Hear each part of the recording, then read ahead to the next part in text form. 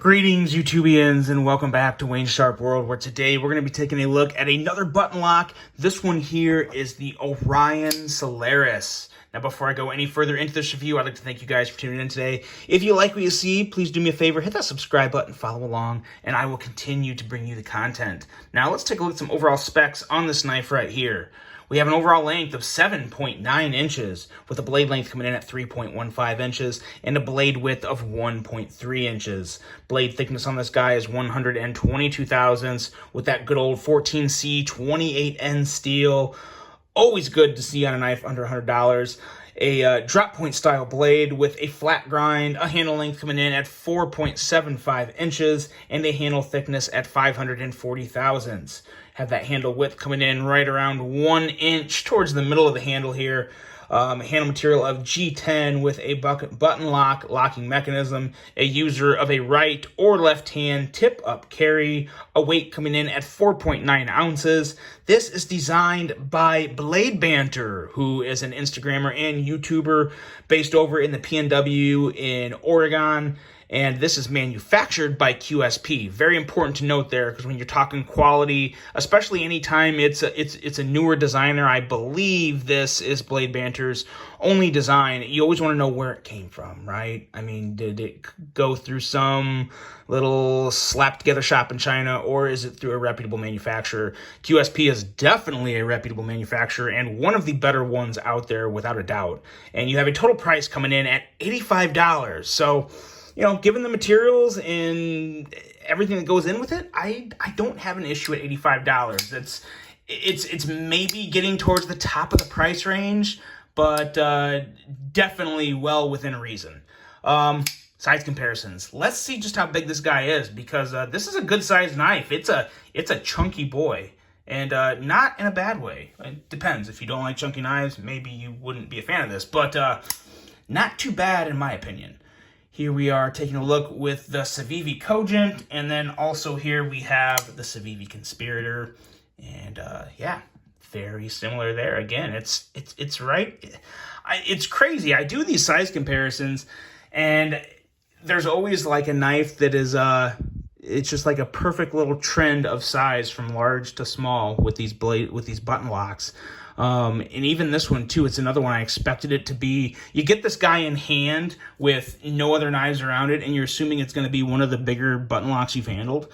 And comparing it to these two, it's really right on par. What's really different with this Solaris is the thickness. It really is a huge difference.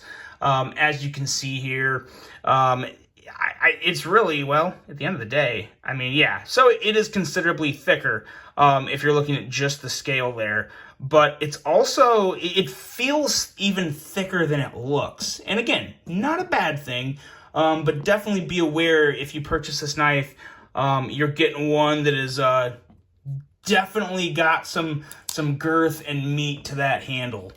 Let's take a look at some American knives, and there's a couple here that really, this blade really reminds me of. Some people may have already said it, but we got the Spyderco Shaman here, and we also have the SIG K320 Nitron. You guys know how much I love these two blades. Two of my favorite EDC knives ever. And some very nice resemblances, not so much in the entire blade, but in the edge, the belly. You get that, especially with the K320. There's a lot of similarities there. And if my memory serves me correct, this was out before the K320 Nitron. So, yeah, there's definitely no, I wouldn't even say there's inspiration. I think this is just a very good blade design that Blade Banter himself came up with. So, very impressive blade design there. Now let's get into the actual knife here, and let's start talking about it, because there's a lot of pros, there are some cons, but when it comes to this blade, there's not many things I don't like about it. In my opinion, it is definitely the best part of this knife.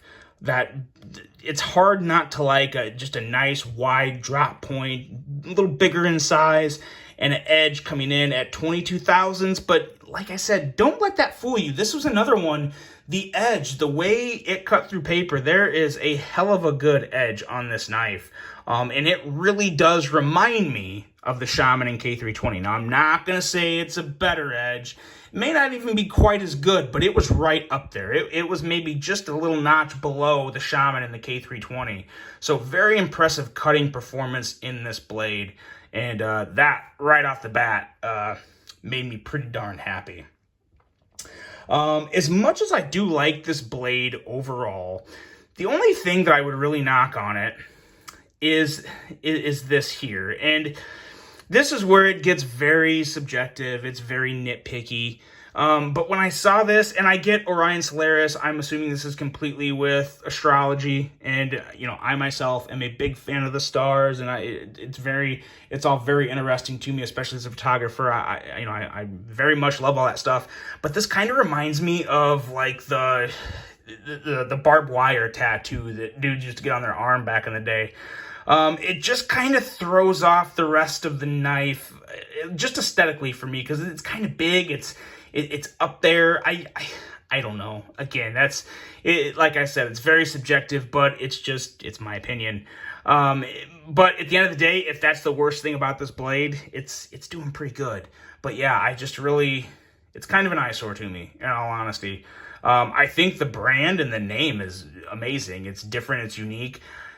I would like to see something a little smaller, something that would just, fit up on the flat and not, not look the way it does. But outside of that, it really is a good blade. You have a choil here that is more into the handle, which we'll talk about here in just a second. But the choil, you can have, I tell you what, you got to have a really, really thick finger to not fit very comfortably in there. So that's always a welcome sight.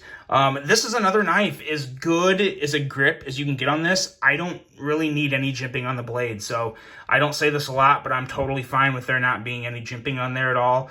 It feels good, and I have plenty good enough grip like this. Maybe a little jimping up here would have been okay, but again, I'm not needing it. I'm not wanting it. So no issue there. Now going into the handle, handle is kind of completely separate from the ergos, and there's a lot of things that some people may pick apart on this and some people may really like about it. In terms of just the ergos and how the knife feels in hand, it feels very good. It really does. It takes a little warming up. When you first get this, it depends. It depends how many other knives you've handled. Obviously, I have handled hundreds and hundreds and hundreds of knives. So, I think I have a little more like distinct feel that I'm looking for. So when I originally put this in my hand, I was like, this feels a little chunky. It feels a little weird at first. But the more I fidgeted with it, the more I carried it, the more I just, kind of warmed up to it. It really did warm up to me, and it did start to feel pretty darn good. And I'm at the point to where I do truly enjoy the ergos on this handle. And I mean, we're not talking, it didn't take me like a week to get here. I mean, I've had this thing for, 2-3 days now. So, less than 3 days of actually, messing around with it.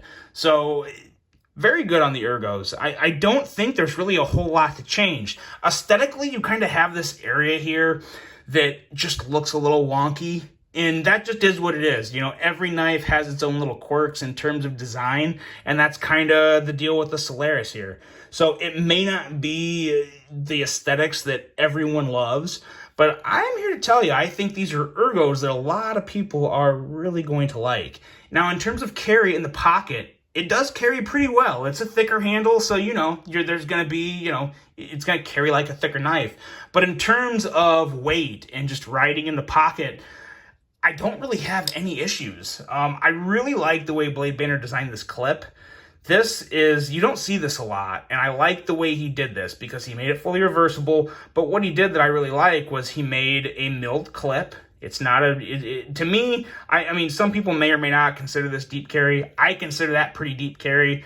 It's not completely bent over, but it's a deep enough carry for me. So no issue there, and I like how he brought the clip all the way to the end of the handle. It looks fine. If you were talking a $400 knife with milled titanium and inlays and all this stuff, then you might talk about, this little area here being kind of an eyesore and why did he do that? But no, this works on this knife. I like this. I'd like to see this more on knives because when you're holding it in hand, the clip, you're not going to have the end of the clip kind of die off somewhere in your hand and cause any type of potential hotspot. Your hand rides slides on the clip the whole time, so you'll never feel the end of this clip. And sometimes that can be the downfall to the ergos of a knife, is feeling the end or front of the clip, and you don't do that on any of this. It's a nice flat clip that's wide enough to not cause any hot spots. It's rounded, and it's brought all the way to the end of the handle. So I am a big fan of this clip. The retention's good, the look's good, fantastic clip all around. And then you get into kind of the highlights with the red and black. I really like that a lot. This is very nice stonewash on the blade, by the way, too. I didn't mention that earlier. It kind of reminds me of Kaiser. Obviously, QSP does very good work as well. I don't know if I've ever handled a Kaiser or QSP blackwash blade, so that could be why I don't think of QSP. But no, very nice blackwash on the blade, and it just goes with the handle very well. So in terms of a color setup, this is very good. This is also available in, I believe the only two options he has left is the blackwash blade with either red highlights that you see here or blue highlights. And when I say highlights, obviously just the backspacer and pivot collar. But yeah, that looks pretty good. Let's see, there's no lanyard hole. That is a very, very welcome sight for me. Good job, Blade Banner. I sometimes get so sick and tired of seeing lanyard holes, and especially when I never use them. You know, it's good. If there was a hidden one there, that would be cool, but I could really care less whether there is or isn't one because I never use one. So to me, it's nice to see no drilled holes, no nothing, just a nice, firm, solid handle. So very good job done there. Now, one thing that you're going to notice here where this button is for the button lock, there's no recession around it. Now, on pretty much every other knife, I'll pull out all my Civivis here, and as you can see, recession around the button. Recession around the button. And then on the Conspirator, you also have recession around the button. And you don't have that with this. That was one of my bigger concerns, but I gotta say, it's not a problem. It's really not a problem. Going into the action, the button sticks out enough to where you don't need that extra little recessed area to close it. And the action itself is surprisingly good. Now, this knife takes a little getting used to in terms of how to deploy it for a couple reasons. We'll start off with the flipper tab. Now, the flipper tab, again, this comes down to how you want to deploy a blade. Are you someone that prefers the light switch, or do you push button it? And the push button here is kind of like a combination of a push button and light switch, but I gotta say right off the bat, you don't want to put your finger directly on this tab like this and push down. The reason being is because of the design of this area here. Watch the flipper tab come down here. See how it kind of, it goes, it travels a long way, and it really does kind of start to stick out just a hair farther as it goes down before it goes back in. And at least it feels like that. Whether it's truly doing that or not, it feels like it. And the point on the flipper tab, when you go to flip it, if you push it in as this is going down, you're constantly poking your index finger, and that can become a hot spot. That can start to feel like a hot spot, and it can start to wear on your index finger pretty good. Now, that doesn't mean it's not a good flipper, because if you light switch it, there's no issue. If you're good at light switching knives, and that's how you like to use a flipper, you would really like the action of this knife. It's almost effortless as a true light switch flipper, and that's a very good thing. Another thing that works very well with this is just the reverse flick. And I was really surprised about that, because there's another minor issue here. The thumb stud of this knife, it works good. It takes a little risk, though, because, again, it all comes back to this wider radius of travel around the pivot. So the thumb stud does work. You just have to, it takes a little risk, and sometimes you'll have that awkward thing like that, where your thumb's not long enough to put enough power into swinging the blade out. So you got to keep that in mind, but you don't have to worry about it when it comes to the middle finger flick. You can middle finger flick this with no wrist whatsoever. As you can see, there was no wrist there. So no issue with middle finger. It actually middle finger flicks very well, and I was really happy to see that. And when it comes to the thumb stud, again, you can do it. You just have to be aware. Little wrist, it flies right out. And also the whole button lock flip. It's hard to do that under the phone or under the the camera, my iPhone that I'm recording this with. But yeah, that works very well too. Overall, the action is very good. Very surprising on this. When I saw this wider radius here and the thumb studs all the way down here, I was not sure. I was very skeptical, but I gotta say, it's good. It really is good. I don't have a lot of issues with it. If there's anything about this knife that doesn't quite get me really super excited is some of the aesthetics within it. But like I said, it's more so in the handle area because this is just a gorgeous blade in terms of outline and edge and grind. It's a very good blade. So at the end of the day, this is a rather surprising button lock knife in general. If you're caught up in the button lock craze and you want to check out something new, I would definitely say the Orion Solaris is a decent option. And keep in mind, this Solaris has actually been out for quite a while now. This is not new. I'm pretty sure it came out last year, if I remember correctly. I saw some reviews of it, and I actually wanted to get my hands on it. I didn't get around to it. Had so much other stuff on the table at any given point. I was really happy to get my hands on this. So thanks a lot, Blade Banner, for sending it my way. I do appreciate that. And at 85 bucks, it's worth trying out. It's definitely worth checking out. I don't know if it'll be for everybody. If you like the way it looks, I can almost tell you you're going to 100% enjoy the action in the knife in general. And I can almost guarantee you that. I am a fan of this, and especially that middle finger flicking. The more I do that, the more I like it. Pretty darn good all around. The Orion Solaris, yet another option in the world of button locks, and one that is Wayne Sharp World approved. So let me know, guys, what do you think about this design? What do you think about all the button locks this year? Is there one that you like more than the other? What's the next one you want to pick up? So hope you guys enjoyed this one. Let me know what you think. Hope you have a great rest of your day, and until the next one, I'm out.